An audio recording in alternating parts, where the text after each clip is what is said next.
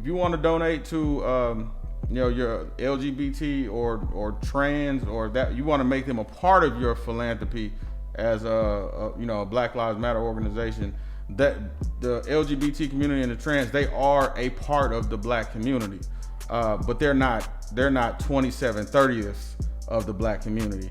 And to me, it kind of gets to the value of Black men.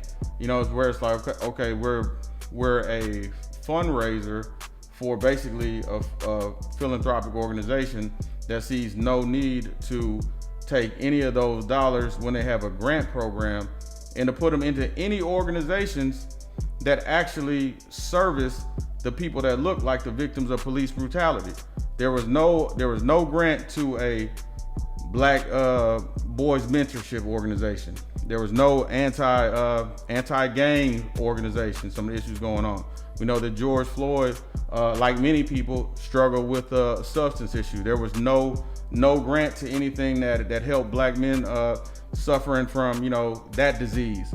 It was all so to take his corpse and repurpose those dollars to service the LGBT and trans, community. I just think on a moral standpoint, I don't think there's any other segment of Americans besides Black males that you could do that to. We could not have an organization that represented, that raised our money in response to Sandra Bland and Breonna Taylor, but took that money and spent 95% of it on Black males fathers or something like that. That way we would get called to the carpet immediately. Still contradictory. Yeah, I mean, and so to me that part of it, and I think, man, I try, and as you do, man, I try my best to be an objective person. I don't really have no allegiance to any side except the truth.